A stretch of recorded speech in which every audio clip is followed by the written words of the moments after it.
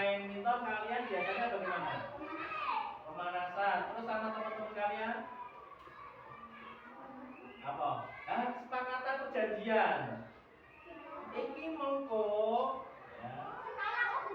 Ini nanti pada saat bermain, yang pertama tidak boleh curang. Yang kedua, wah kalau itu judi tidak boleh ya. Kita olahraga ya. Bagaimana? Harus sportif. Terus apa lagi? Nah itu namanya sepakat. Jadi ya, deal ya, deal. Ada yang biasanya. Nah, berarti kalau sudah seperti itu berarti kita sepakat ya. Kalau nanti terjadi misalkan Tera sama Sakina main ternyata Teranya kurang tidak sportif. Terus bagaimana? Belum bagaimana? Nah, itu ada konsekuensi. Nah, konsekuensinya apa? Wah, ternyata tadi harusnya bermainnya sportif, ternyata tidak sportif atau enggak. Nah, itu harus ada konsekuensinya, bukan hukuman. Tahu nggak hukuman bagaimana hukuman? Hukuman bagaimana? Contoh, kamu datang terlambat sampai sekolah, terus Pak Guru, ayo kamu terlambat, ayo pesan. Nah, itu kamu yang mau melakukan pesan bagaimana? Merasa terpaksa enggak? Terpaksa. Terus nanti dipermalukan enggak sama teman-teman? Hei, kamu terlambat. Aku disuruh pesan ya sama Pak Guru. Itu namanya hukuman. Kalau yang tadi kesepakatan atau perjanjian berarti gede. Bagaimana? Berarti ada dua belah pihak ya menyepakati, ya kan? Sepakat, tidak seperti tadi pada saat ada orang sholat duduk. Nah itu ya, kita lihat lagi. Coba.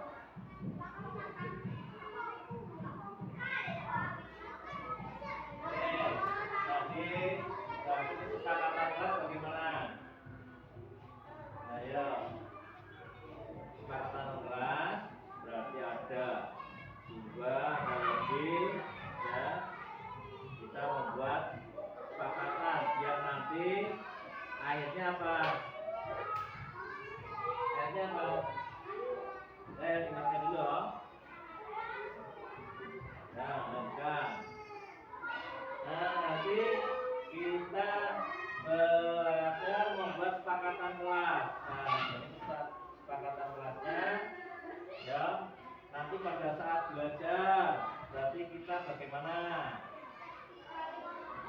Nah, ya, gitu ya. Nanti ditempelkan di sana ya. Di sini ya. Di sini ya. Ini kasih ini dibagi satu-satu.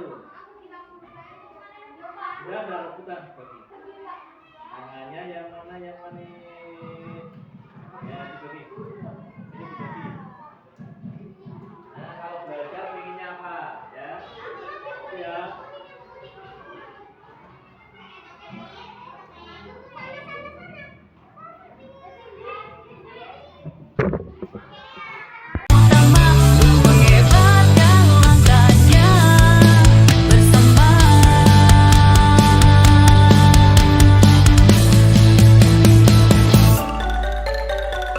Sudah tempel semua ya? Ya, yang sudah duduk. Nah, ya. Ya. Ya.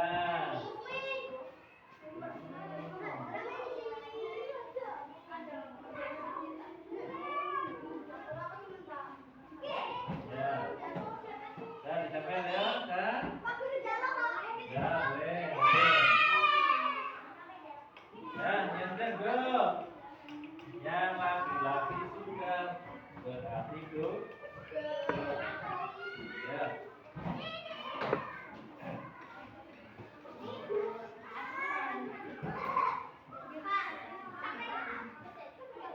Ayo, ini saya bacakan ya.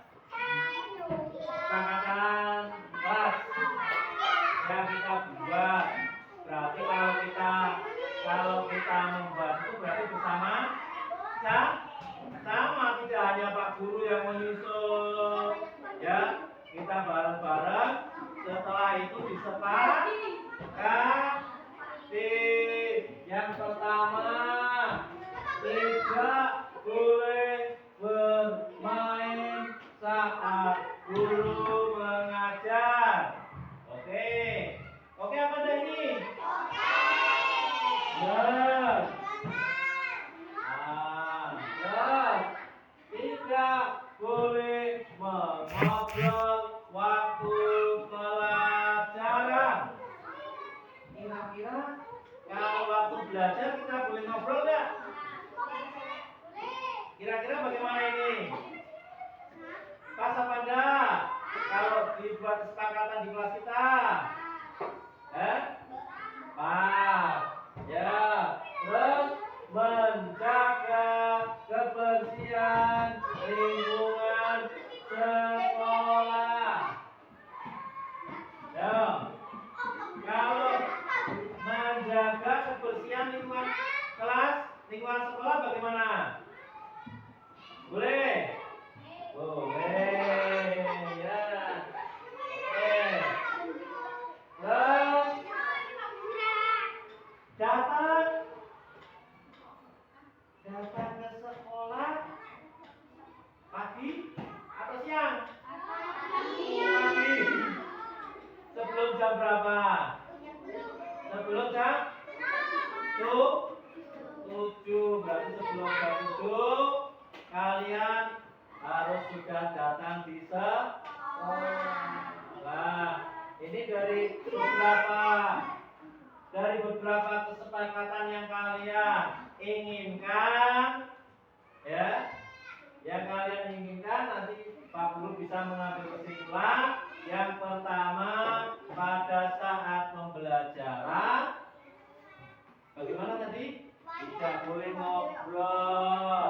Terus menjaga kebersihan, tertib, ya. Nah, itu kalau kira-kira kalian ada yang melanggar, berarti harusnya bagaimana?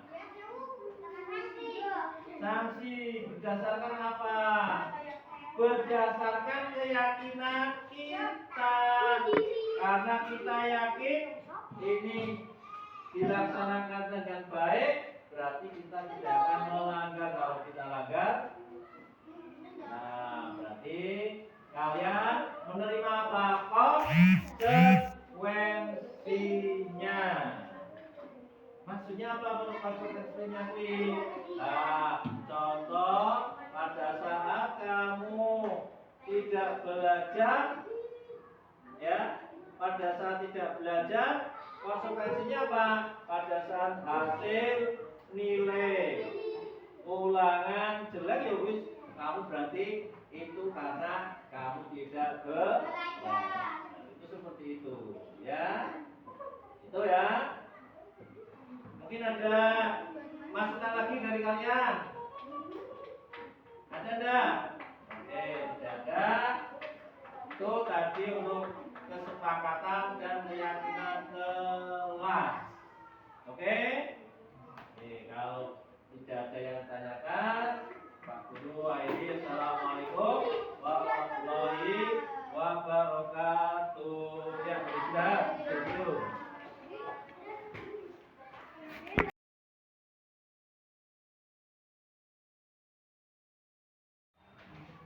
Assalamualaikum warahmatullahi wabarakatuh. Bapak Ibu yang kami hormati, sebelum acara diseminasi ini kita mulai, sebelumnya mari kita panjatkan puji syukur kehadirat Allah Subhanahu wa taala yang telah memberikan rahmat sehat dan semakin Bapak Ibu dan rahmat kesempatan pada pagi siang hari ini kita berkesempatan bisa hadir menempati undangan kami untuk diseminasi budaya positif. Yang pertama, salam tadi sudah ya, kita salam dan bahagia, yang mudah-mudahan kita selalu bahagia. Oke.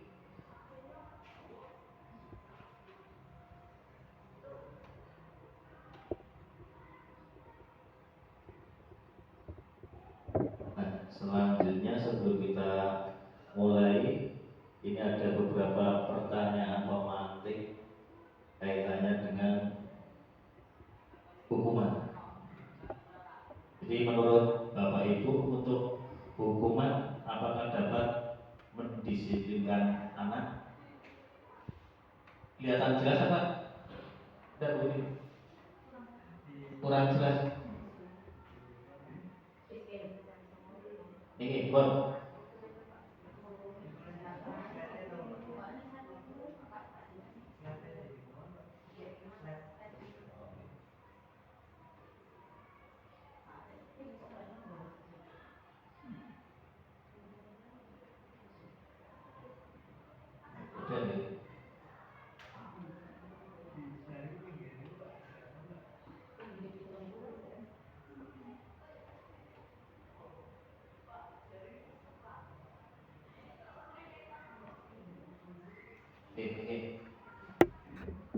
Apakah hukuman dapat mendisiplinkan anak?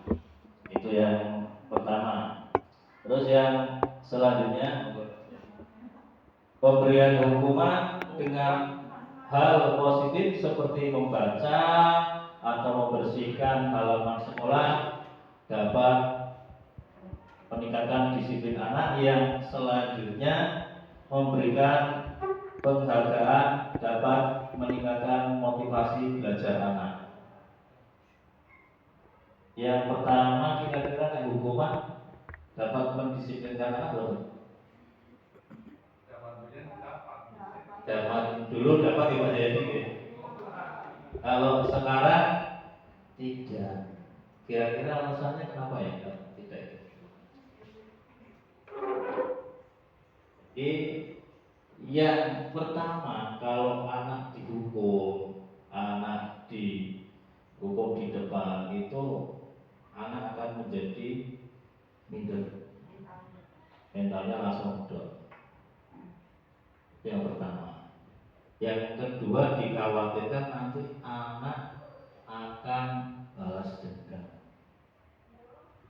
Seperti kegiatan kita pada saat sekolah dulu itu kan ada MOS, pada saat kuliah juga ada ospek. Nah, itu namanya gojlokan. Ya, anak kan mesti tidak mau besok kalau adik kelas saya tak baleni sing luwih galak maneh, itu pasti biasanya seperti itu. Nah, yang selanjutnya pemberian hukuman dengan hal positif seperti membaca, terus membersihkan halaman sekolah. Apakah dapat meningkatkan disiplin anak? Contoh, saya telat sampai di depan gerbang sudah ditutup, saya sudah diajak oleh Pak Agung, saya disuruh membersihkan halaman sambil menyapu. Nanti ada teman-temannya yang melihat, gue telat kok nyapu. Kan seperti itu biasanya. Nah, itu artinya apa? Anak juga mentalnya akan down karena dibully teman-temannya. Yang selanjutnya memberikan penghargaan. Apakah dapat meningkatkan motivasi belajar? Ada. Oke. Berarti kalau ada peningkatan motivasi belajar anak, itu kira-kira berarti kalau anak yang biar dapat nilai yang baik, biar dapat hadiah dari Bu Vera, konek saya bijinya 100, saya dikasih hadiah. Berarti bagaimana? Itu ada motivasi dari luar, bukan dari dalam diri kita sendiri. Ya, seperti contohnya, ya kalau dari Pak Koko sebagai guru agama, kamu sholat nanti biar dapat pahala. Ternyata pahalanya belum datang, akhirnya tidak mau sholat. Karena apa? Termotivasi agar dapat pahala. Oke. Nah, ini kira-kira dari pemantik awal kita belajar bersama-sama untuk budaya positif. Nah, untuk materi kita kali ini nanti kita belajar bersama-sama untuk disiplin positif, teori motivasi, keyakinan kelas, kebutuhan dasar manusia, yang selanjutnya posisi kontrol dan segitiga restitusi.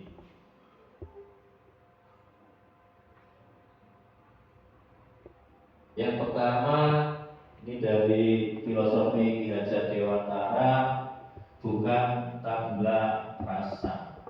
Jadi bukan tabula rasa ini manusia pada saat lahir ya sama kosong semua. Nanti pada saat kembali juga sama kosong semua.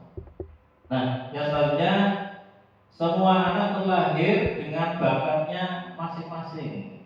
Ya seperti kita amati bersama di kelas kita, untuk setiap anak berbeda-beda. Ya, ada yang senangnya bermain, ya. Yang senangnya bermain itu biasanya anak laki-laki. Itu secara naluri memang seperti itu. Terus tugas kita hanya menuntut bakat tersebut agar anak bisa tumbuh dengan selamat dan bahagia. Tugas kita itu menuntut, tidak menuntut. Contoh yang menuntut, nanti kamu setelah belajar ini kamu harus bisa, nanti harus bisa mendapatkan nilai sekian. Itu berarti kita menuntut. Padahal anak-anak ini kan beda-beda. Ya. Ada kalau disuruh nulis tidak mau, tapi begitu mengerjakan dia bisa. Nah, selanjutnya kita sebagai guru itu diibaratkan sebagai petani.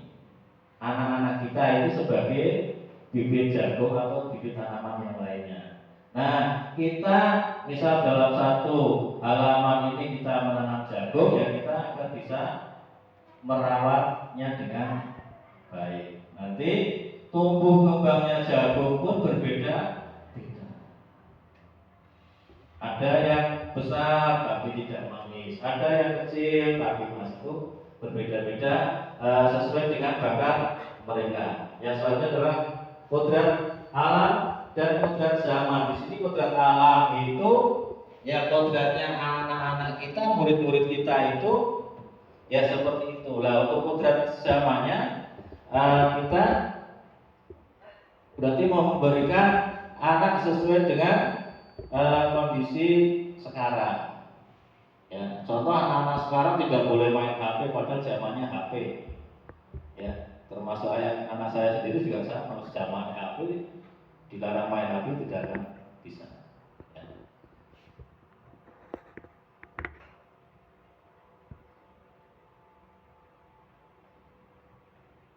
Selanjutnya ini adalah untuk perubahan paradigma.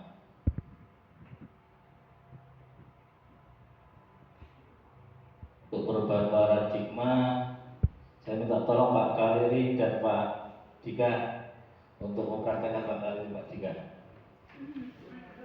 Oke, monggo. Ya, nanti.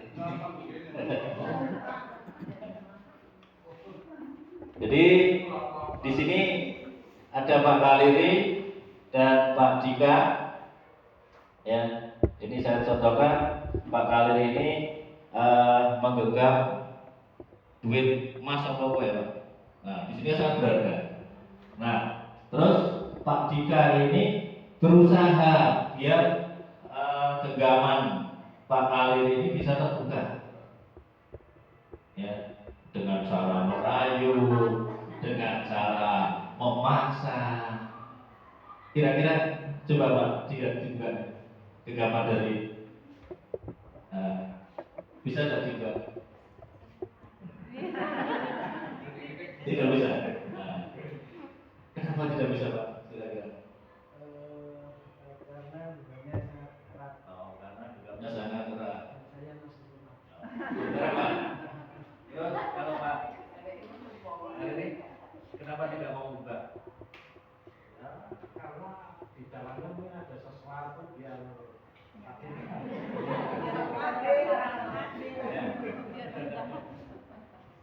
penasaran. Oke. Gimana terus Pak? Pak Dika Pak Kaleri. Enggak. Ini kalau gambaran di sini kan ada teman A dan teman B.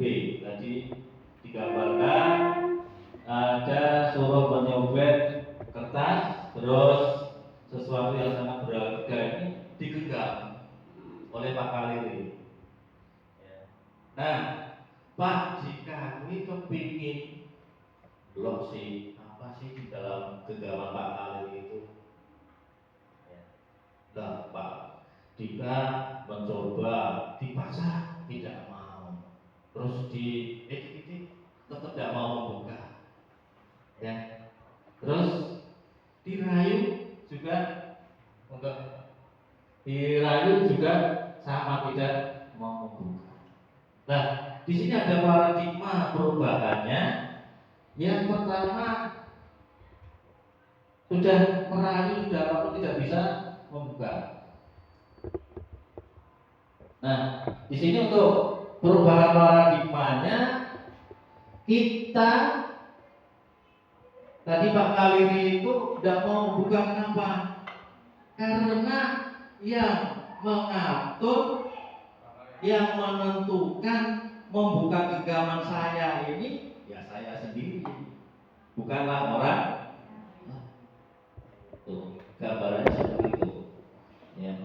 Jadi walaupun Pak Dika berupaya merayu, memaksa, ya itu tidak akan bisa karena Pak Kaleri punya prinsip.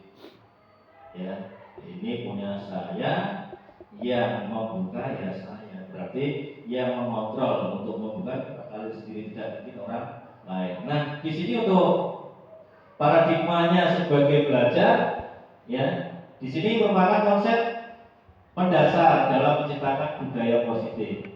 Pendekatan ini menempatkan siswa sebagai subjek dalam pembelajaran. Paradigma ini bergeser yang dulunya pembelajaran ini berpusat pada Bapak Ibu guru, sekarang tidak ada lagi.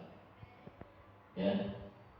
Seperti tadi Bapak Ibu guru kepinginnya nanti kamu setelah belajar ini, besok belajar ini, terus saya tes ini, besok nilainya harus di atas KKM.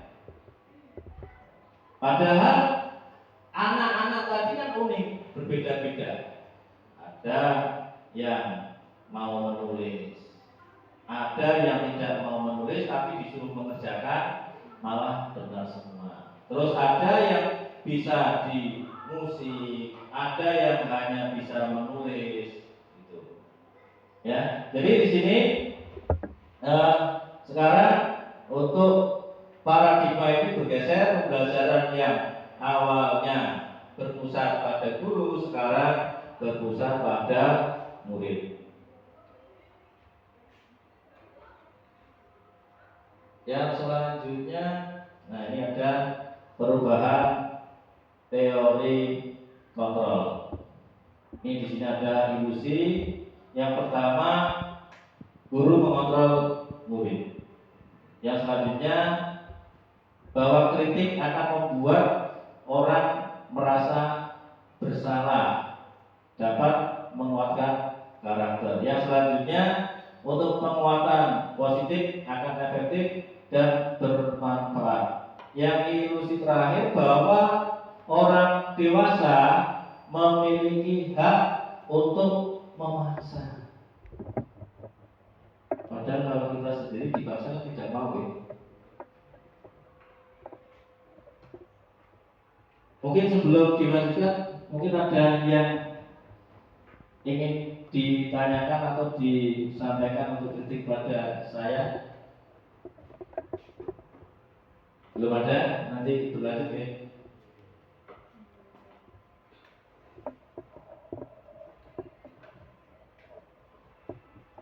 Nah, di sini ada perubahan-perubahan paradigma stimulus respon teori kontrol. Ya. Jadi yang pertama kita mencoba mengubah orang agar bisa berpandangan pada kita. Mencoba merubah orang agar berpandangan pada kita. Di sini kalau orang yang mau kita rubah ternyata tidak bisa, itu yang timbul apa? Nah, kita akan sakit hati kayak tak namanya orang gelem kayak gitu kan. Nah, ini kita akan berusaha. Nah, kita akan berusaha untuk apa? Memahami orang tersebut. Ya. Jadi kita memahami, bukan kita memaksakan. Yang selanjutnya, perilaku buruk dilihat sebagai salah satu kesalahan.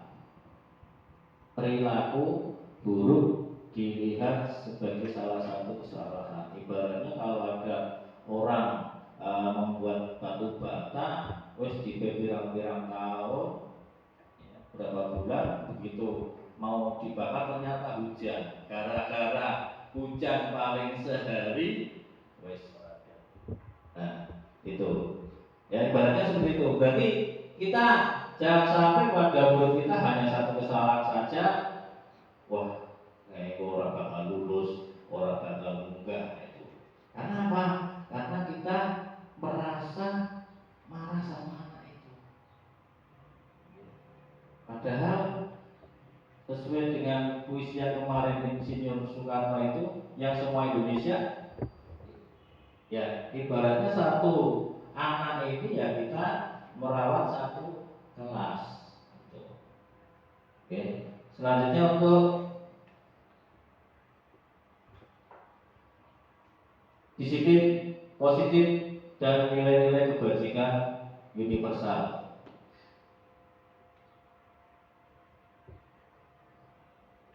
Nah, sekarang untuk disiplin, ya disiplin positifnya adalah pembiasaan yang mencakup sikap atau perilaku maupun tutur kata oleh seluruh warga di sekolah, terutama bagi murid agar dapat berkembang menjadi bertanggung jawab. Ya, jadi disiplin ini ya nanti diawali dari kita, ya, memberikan contoh yang baik kepada murid. Nah, nanti murid juga akan terbiasa berdisiplin. Jadi bukan aturan untuk murid kita harus seperti ini. Ya, selanjutnya di sini ada nilai-nilai kebajikan universal. Untuk nilai-nilai kebajikan di sini, sifat manusia merupakan tujuan mulia yang ingin dicapai setiap individu. Ya, seperti visi kita kemarin, ya, untuk visi kita kan ternyata dalam satu ruangan ini berbeda-beda visinya, ya. Ini sama seperti ini. Nah, selanjutnya setiap perilaku atau perbuatan memiliki satu tujuan. Ini menurut Dr. William Glasser dengan teori kontrol.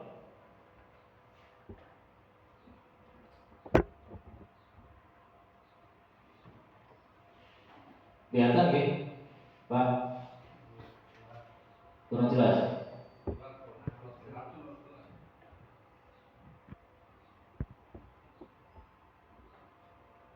Nah, di sini dari disiplin positif menurut teori kontrol dari Dr. William Glasser, yang pertama, kita ini tidak bisa mengontrol orang lain.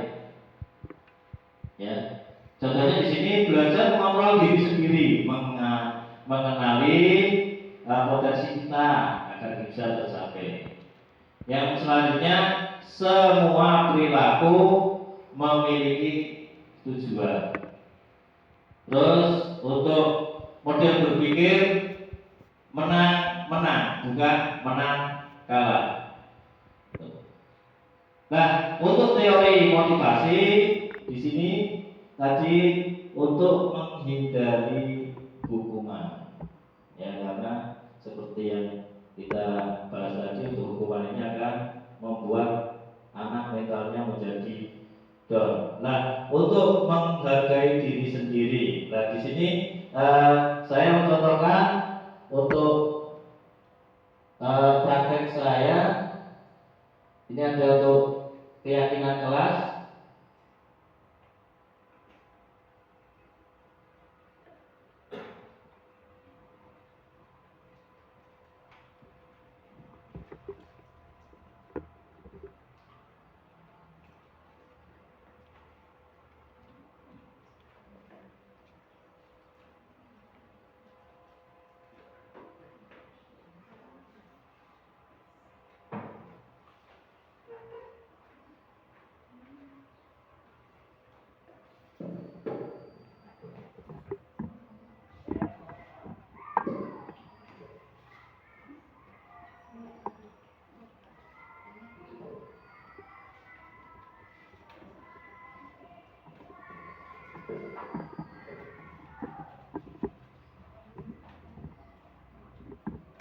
Nah, ini untuk praktek hasil nyata saya untuk keyakinan kelas dan membentuk kesepakatan kelas.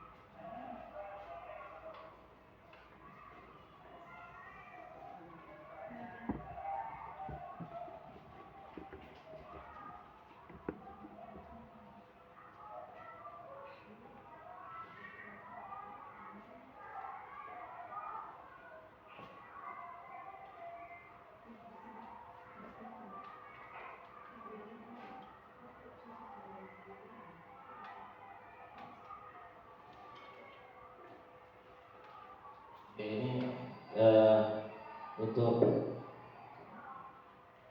praktek aksi nyata ya. Jadi saya sudah praktekkan untuk di kelas saya kelas 3A ya. Jadi dalam setiap kegiatan itu pasti ada yang namanya kesepakatan. Tujuannya ya tadi biar pembelajaran ini bisa tenang, bisa nyaman ya. Contoh pada saat awal pembelajaran ya. Oke, sebelum kita mulai pembelajaran kira-kira apa yang mengganggu kalian, terus konsekuensinya apa? Yang pertama, tidak boleh tidak boleh bercerita sendiri. Nah, di antara seperti itu. Jadi nanti begitu ada anak yang mau bercerita dongeng sendiri, ya, dia pasti akan merasa, oh saya sudah melanggar keyakinan yang kita buat. Gitu. Jadi nanti untuk pembuatan ini dibuat bersama-sama dengan siswa. Nah, ini. Jadi bukan dari saya, tapi kita berkolaborasi dengan siswa, nanti membuat kesepakatan kelasnya seperti itu apa. Itu. Jadi bukan dari saya, anak-anak nanti harus seperti ini tidak. Tapi anak-anak kita kepinginnya di kelas ini seperti apa? Ya kadang ada anak yang Pak Guru, karena sudah merdeka kita tidak usah belajar. Nah, itu yang biasanya anak yang celeng-celengnya seperti itu, tidak mau belajar karena katanya sudah merdeka belajar berarti rasa belajar. Padahal ya di sini yang namanya tadi anak kan unik-unik ya. Itu ada yang kepinginnya belajar, ada yang ingin belajar sambil bermain. Ini setelah tadi kesepakatan kelas disusun bersama ya, seperti kegiatan kita kemarin untuk visi itu ya, kita simpulkan. Setelah kita simpulkan ya, kita dibuat bersama untuk kesepakatan kelasnya ya.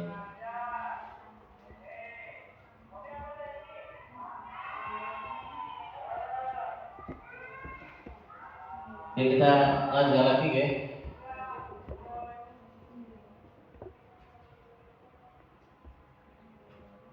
Nah, di sini nanti ada posisi kontrol kita, bisa sebagai teman, bisa sebagai penghukum, bisa sebagai manajer, ya. Terus bisa sebagai membuat rasa bersalah. Ya. Ini sesuai dengan yang saya pelajari di sini. Saya batasi untuk kegiatan praktek pada kesepakatan kelas agar menjadi kelas yang aman dan nyaman.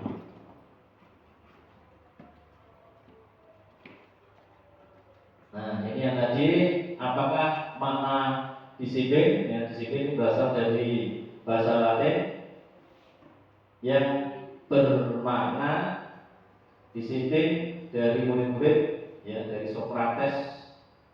Disiplin itu membuat orang menggali potensinya menuju sebuah tujuan apa yang dihargai. Ya, berarti kita menggali potensi kita. Ya, bukan kita disiplin berangkat pagi biar tidak dihukum. Ya, berarti kita merasa takut dengan hukuman. Ya. Oke. Selanjutnya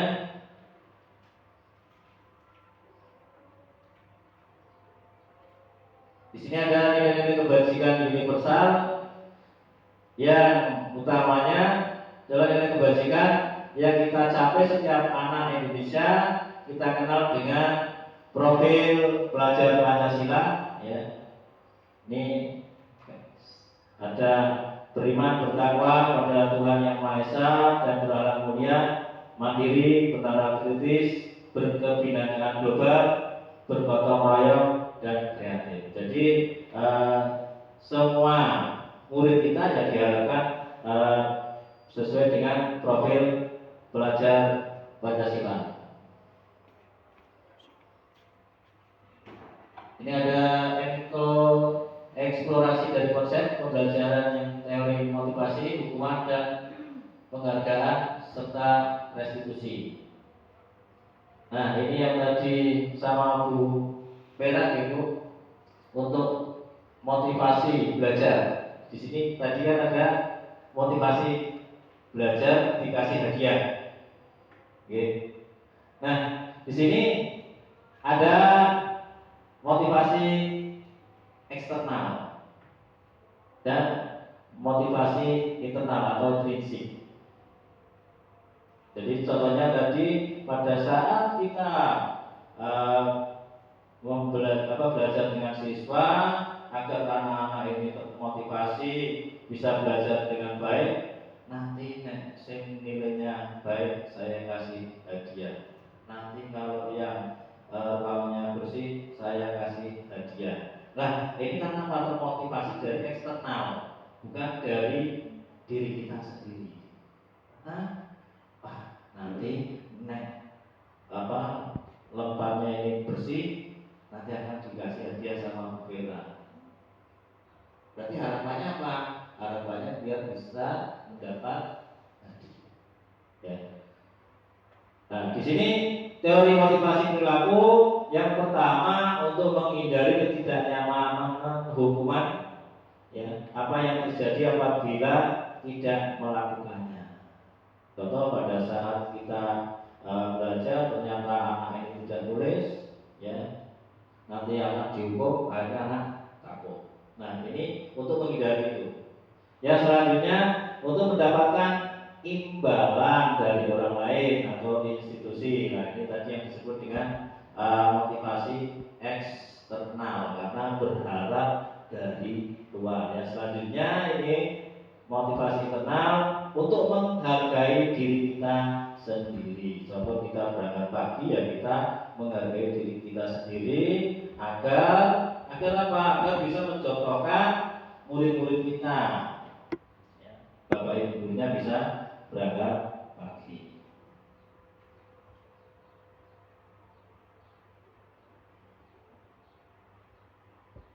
Ini untuk menurut Ki Hajar Dewantara, merdeka itu artinya tidak hanya terlepas dari perintah, tetapi juga cakap membuat memerintah diri kita sendiri.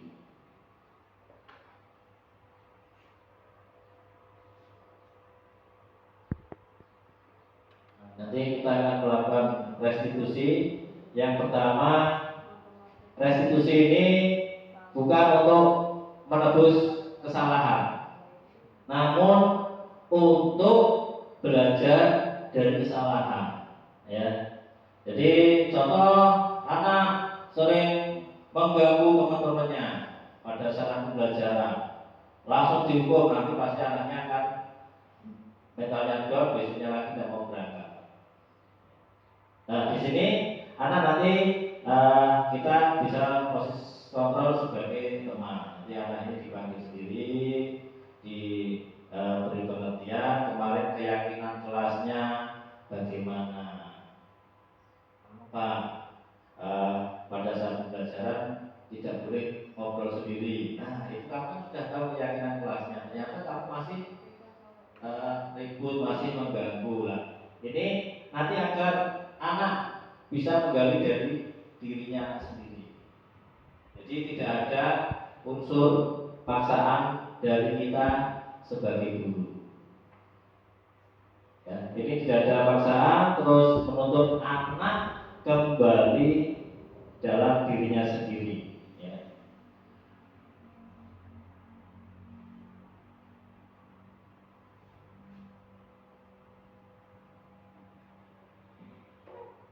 Ini tadi untuk keyakinan kelas sudah kita lihat di video tadi, ya. Jadi mengapa kok tidak peraturan saja? Mengapa harus keyakinan kelas. Tadi setelah kita melihat video untuk pembuatan kesepakatan kelas, ya, karena untuk menaiki sepeda motor kenapa kita harus memakai helm? Oke. Nah, jadi kalau kita sadar dari sendiri, yang pertama karena helm ini untuk keselamatan kita, bukan untuk takut pada petugas polisi yang ada di jalan raya. Itu gambarannya seperti itu.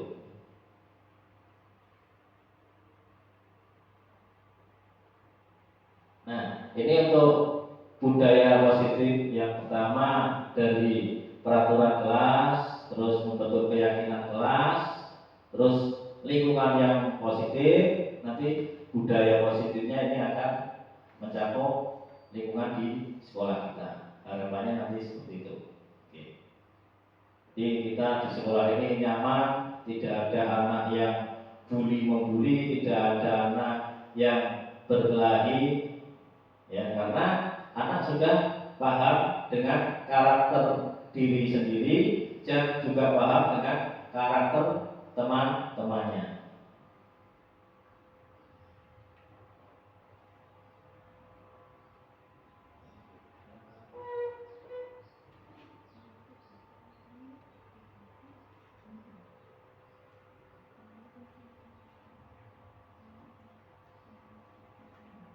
Nah, sekarang ini ada peraturan dan keyakinan kelas. Yang pertama, selalu kembalikan buku ke tempatnya. Kira-kira keyakinan kelasnya seperti apa?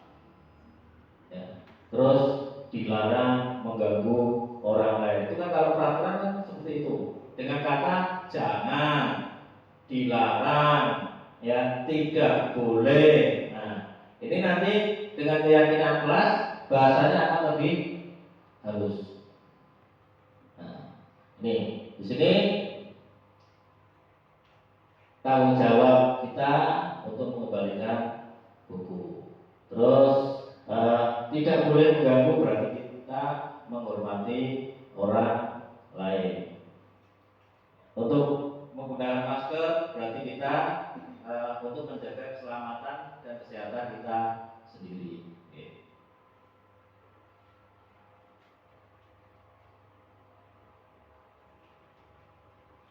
Nah, di sini ada tindakan guru. Nah, kita nanti belajar untuk menentukan ini hukuman atau konsekuensi. Yang pertama, pada saat anak datang terlambat dikasih tugas sama bapak ibu guru, ya, disuruh mencatat 1000 kali. Nah, ini termasuk apa ya? Hukuman, ya. Terus lari mengelilingi lapangan basket 2 kali karena terlambat hadir di sekolah, hukuman. Terus murid diminta push-up karena tidak menggunakan masker, hukuman. Menggantikan kertas teman yang telah dicoret-coret, hukuman atau konsekuensi? Konsekuensi, karena kita sudah merusak, ya, mencoret-coret kertas teman kita, ya kita tanggung jawab itu, tanggung jawab untuk mengganti. Yang terakhir ini untuk mengelilingi lapangan basket 2 kali karena terlambat 10 menit mengikuti pelajaran PJOK. Ini termasuk hukuman atau konsekuensi? Berarti izin PJOK. Konsekuensi karena dianggapnya ketinggalan pada waktu pemanasan teman-teman.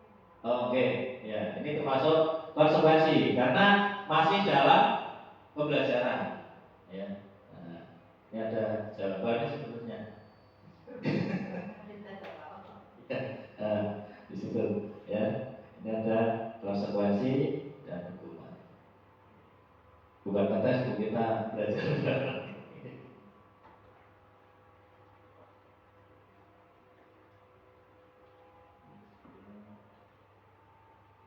Nah, ini saya ada untuk praktek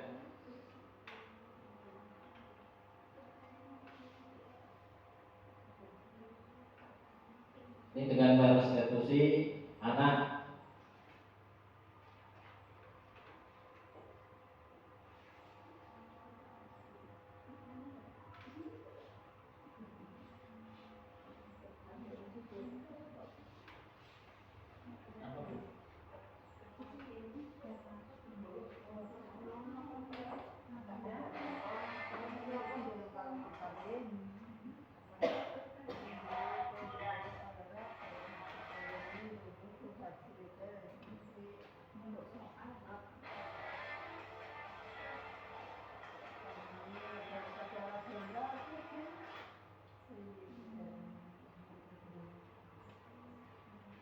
Ini ceritanya saya merestitusi Fatan dan Fikri. Ya, tapi ini Fikri nanti diperankan oleh Firman. Yang pertama karena si Fikri ini sering tidak masuk, eh, dengan alasan olahraga malam sepak bola. Dan di sini ibunya sudah pasrah, Pak Guru tolong dikandani kayak gitu. Nah, ini setelah direstitusi, nah ini untuk setiap ada anak yang tidak masuk, kami selaku wali kelas ya selalu berkolaborasi dengan orang tua. Di sini menanyakan kondisi anaknya kenapa tidak masuk. Nanti dari orang tua yang pertama kita set di grup dulu kenapa tidak masuk. Nah setelah itu biasanya orang tua karena malu membahas di grup pasti akan satu. Nah di sini jaminya untuk si Fikri ini tidak masuk, dibangunin susah banget dengan alasan capek. Besok kalau berangkat tolong dinasehati ya Pak. Ya. Jadi ya ini biasa orang tua itu dengan kita harus pasrah bawaan biasanya seperti itu. Harus angel ya dikasihkan sama bapak ibu guru. Ya, padahal waktu belajar itu kan lebih lama di rumah. Nah setelah komunikasi dengan orang tua, nah ini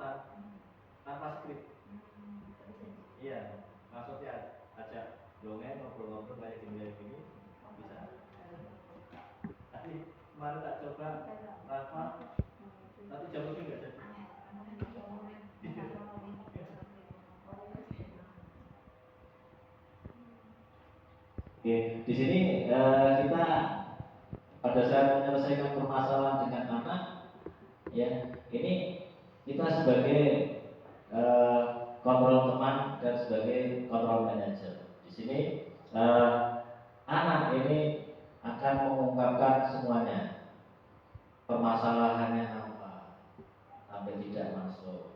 Nah, setelah dengan keyakinan kelas, dengan kesepakatan kelas, anak nanti akan merasakan, oh iya Pak Guru, saya salahnya di sini. Nanti setelah itu anak tanpa ada paksaan dari saya selaku guru, anak ini akan berubah dengan sendirinya. Jadi harapan kita di sini nanti tidak akan ada yang namanya hukuman.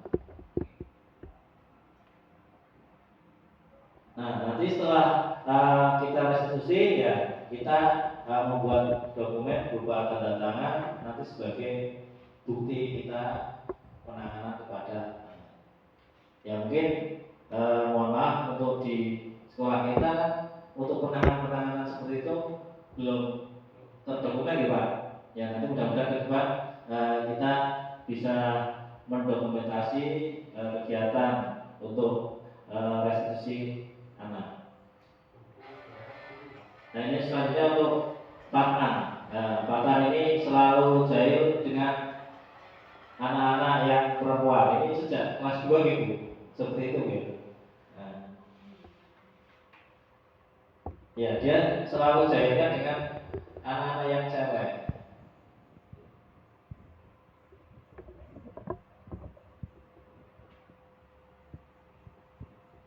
Di awal kelas 3 juga sama permasalahannya dengan anak-anak yang perempuan.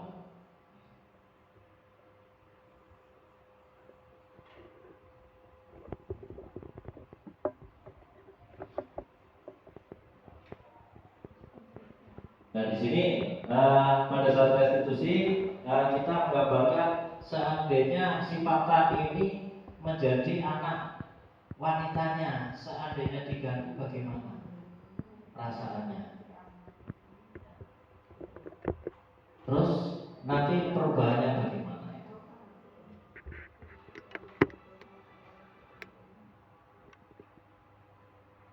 Jadi untuk penanganan ini kita sebaiknya berkolaborasi dengan orang tua, kita tidak menangani sendiri. Jadi biar kita tahu karakternya anak di rumah bagaimana. Yang terpenting tidak ada paksaan. Jadi anak ini bisa berubah sendiri tanpa adanya paksaan.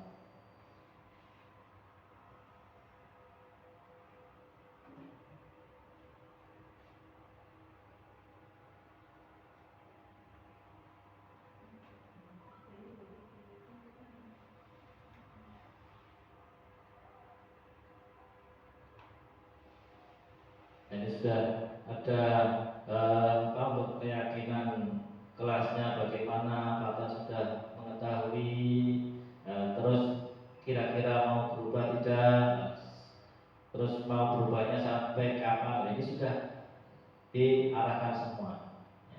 Jadi bukan kita yang menyuruhnya, tapi dari anak kita sendiri.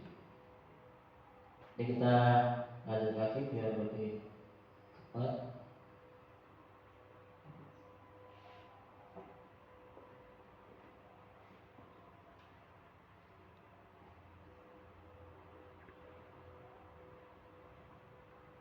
Nah, ini sama, untuk setelah selesai berarti kita harus membuat dokumentasi. Ya. Tujuannya ya pada saat nanti ada orang tua menanyakan perkembangan anak didik kita bagaimana, ini kita sudah ada bukti-buktinya.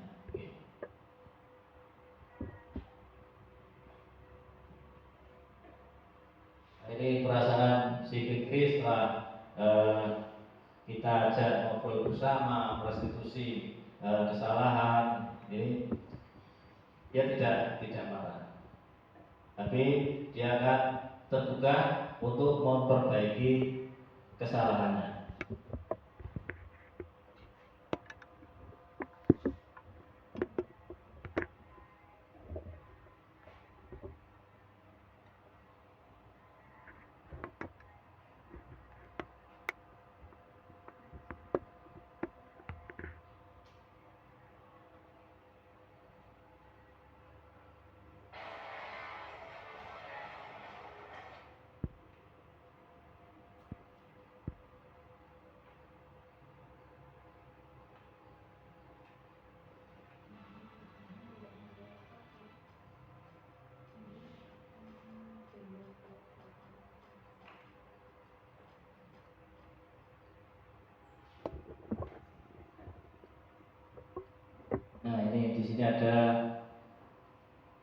kecewa sekali sama kamu, berarti membuat orang merasa bersalah untuk kontrolnya. Selanjutnya, kamu tidak pernah benar melakukannya, berarti kita sebagai penghukum.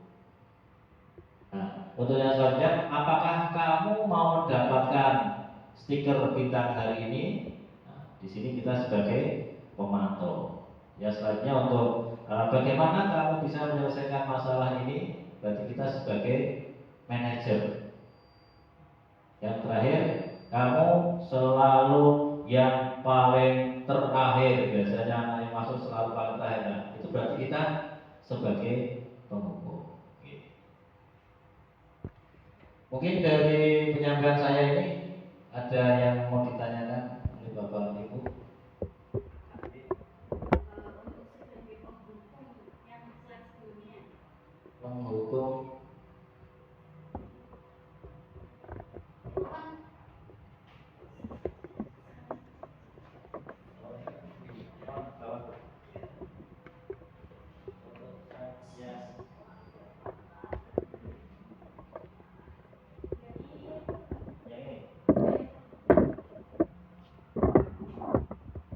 yang ini apa? Iya, G. sebelumnya tadi yang sebelum saya terakhir. Sama seperti itu. Yang ini.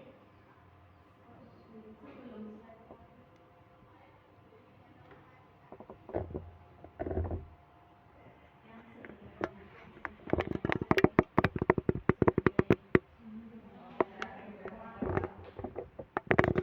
ini. Ini Bu. Nah, di sini ada untuk kontrol kita, di sini ada penghukum. Ini penghukum. Terus ini membuat merasa bersalah. Di situ sebagai teman, ada sebagai pemantau, dan ada sebagai manajer. Iya, yang saya tanyakan. Oke. Tadi kan ada kata-kata kamu selalu mengerjakan terakhir misalkan. Itu kita sebagai peran penghukum. Nah, kata selalu kadang kalau dari guru, kalau yang saya tahu ya sebenarnya Pak, kadang kita menjudgment anak itu apakah itu baik gitu untuk kata yang kamu selalu gitu. Itu kan saya aja yang bilang kayak Ya, menjadi ya seperti itu, menjadi down ya. Apakah ada kata-kata lain yang bisa digunakan ketika kita berperan sebagai penghukum? Terima Kalau kasih. sebagai penghukum, udah Bu. Penghukum kan kita langsung menjustice anak seperti itu. Tapi kita nanti akan sebagai membuat rasa bersalah, sebagai teman. Di sini kita coba lain kali mengerjakannya lebih cepat ya. Gitu. Jadi kalau selalu kamu mesti selalu mengerjakannya selalu lambat. Nah, itu kan kita menjadi sebagai penghukum. Kita berarti diganti bahasanya lebih, tujuannya agar mental anak ini bisa lebih kuat. Mungkin itu Bu ada yang itu. Jadi 5 posisi kontrol itu tidak harus kita laksanakan semua. Ya. Atau kita bisa ambil sendiri pakai bahasa sendiri yang lebih. Ya, berarti kita ada sebagai teman, ada sebagai pemantau, ada sebagai manajer. Tapi ya itu fleksibel. Kita tidak bisa kontrol sebagai teman terus. Contoh, kalau kita kontrol sebagai teman terus, nanti pasti anak-anak kita akan melunjak. Itu pasti. Karena Pak Guru santai. Itu akhirnya apa? Anak kita pasti akan melunjak. Itu kita ya kontrol kita itu fleksibel. Gitu. Ya kita juga bisa sebagai penghukum. Biasanya ya kalau sudah ada kriminal kan tidak lagi. Berarti ranahnya sudah bukan kita nanti. Gitu. Itu gitu. Mungkin ada yang lain Bapak Ibu?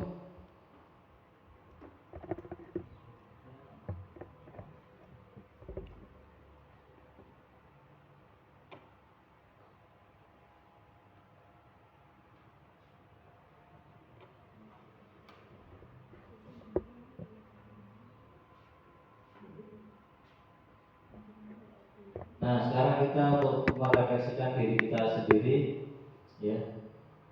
Jadi penyampaian saya pada hari ini apakah sudah bisa merubah paradigma kita bersama-sama pada hari ini? Ya mohon maaf, saya ini bukan menggurui, bukan mengajari, kita sharing bersama. Ya mudah-mudahan kegiatan kita ini bisa bermanfaat. Yang selanjutnya, perasaan yang muncul kita selama sesi ini khususnya mengenai makna, disiplin dan motivasi intriksi.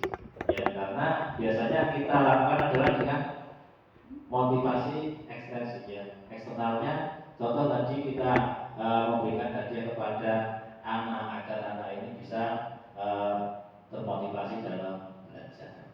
Gitu. Oke, ini berarti sudah selesai. Alhamdulillah apa yang kita sampaikan ini sudah selesai.